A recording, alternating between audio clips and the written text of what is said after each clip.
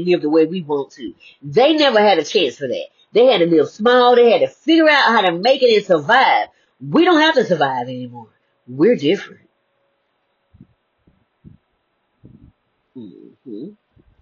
See, the vows that we all made is playing out on the big stage. If it's over there, it's in here. Remember that. It may not be at the same spot, but where are you controlling it? I saw mine trying to control the atmosphere.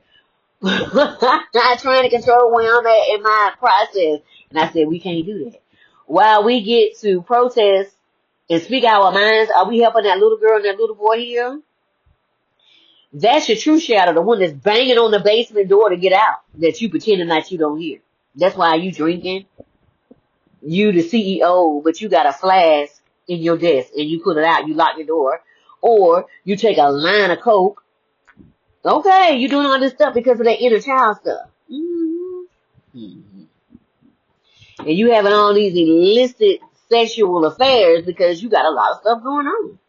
I'm being commissioned, and I'm not judging you. I'm just saying. I'm being commissioned to aid in the process by sharing how I overcame everything meant to keep me from coming into my true identity. I had to believe in myself and God. See, God is on the inside of me, but I had to find me before I could find God. Why is that bothering me? Why is that setting me off? Why is that word triggering me? See, we're taught that God is on the outside of us, but God is on the inside of us waiting to be tagged into everything that's going on, every battle. 2 Corinthians 10 and Ephesians 6 says the same thing. We're fighting principalities, rulers of the darkness, spiritual wickedness in high places. This is the negative thinking that has gone on for so long on the earth that it is not a normal society. Racism and all these isms is just as normal as apple pie because it's been going on so long because this whole world is ran by patriarchy. The minute that we allow patriarchy and matriarchy to bind together, now we have a full system. We had a divine masculine and a divine feminine together, and we can work together in a plan that helps everybody instead of people being left out. We can have the strength of the masculine, okay? And then we can have the intuition of the feminine together, and we can change this whole planet if we decide that we want to change. Because that's where we're going.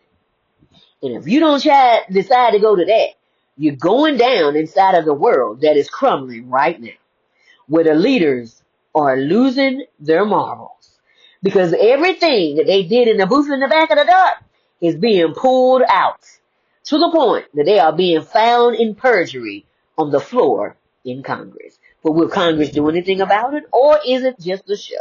We will see. This is what every ascended master fought against. The mindsets of us who complain but don't want to do the work or don't know how to do the work because it causes a dip in morale that most can't get out because it's ancestral and generational. Everything that you're going through goes back 1,000 years.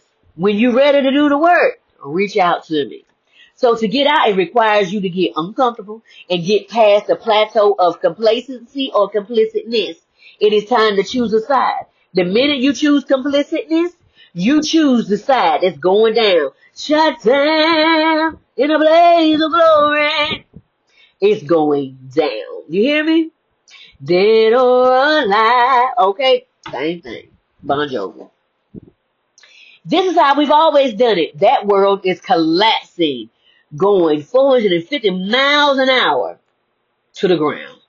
Because it's no longer abiding. Because that has no love in it. And God ain't got nothing in it. Okay. It's talking about their God.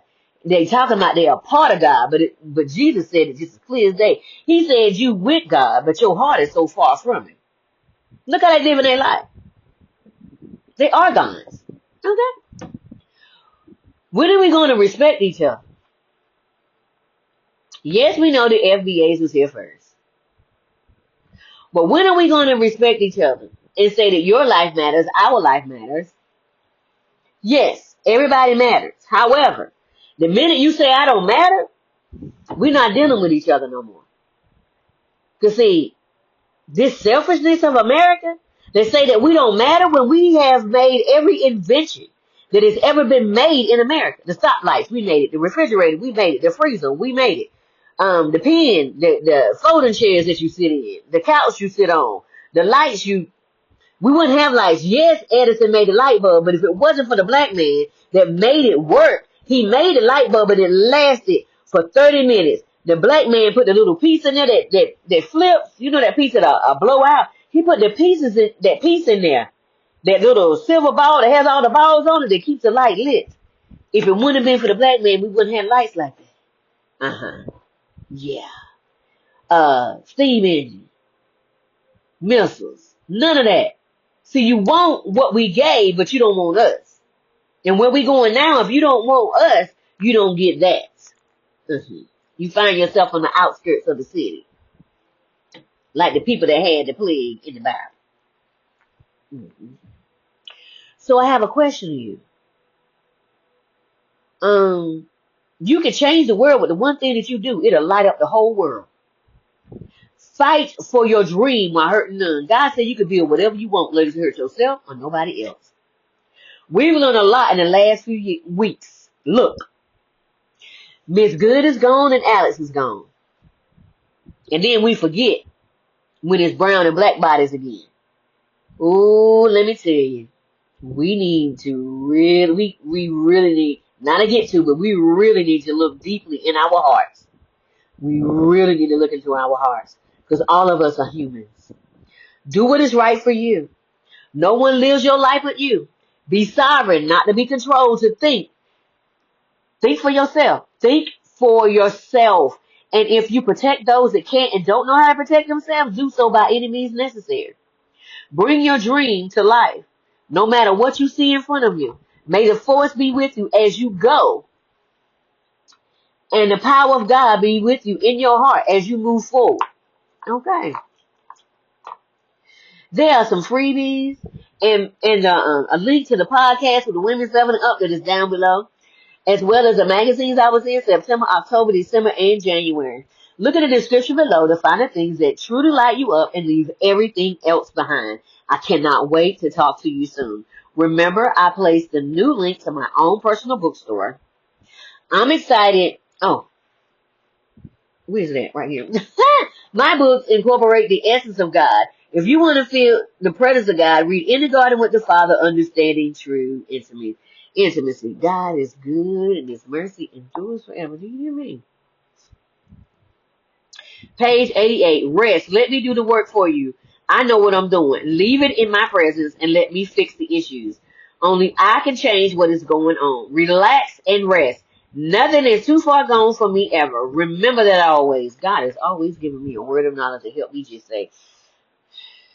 And then I also have 2 other books, Befriending Shadow, Unshakable Peace, Unstoppable Change. Both of those are shadow activity books.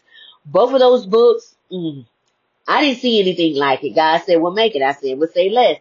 So you get a word of knowledge just like that. But then you get an exercise. You get to have so many fun. It's so many fun exercises in there. It's 22. Okay, and then you get 22 shadow questions, okay, per book. They were not so nice because some of them kept me up at night. But let me tell you, it's going to cause you to look at yourself in the mirror. Okay.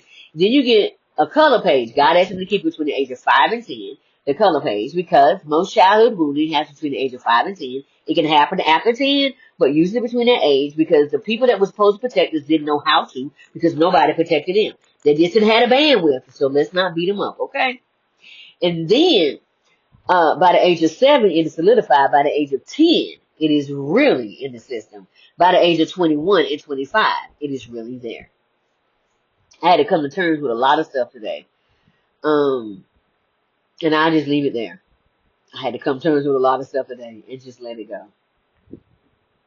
And then, what was I at? Okay, and then 25. And then you get 4 pages, 22 chapters per book. You get 4 pages of drawings, doodling, sketching, whatever you would like to do on those pages.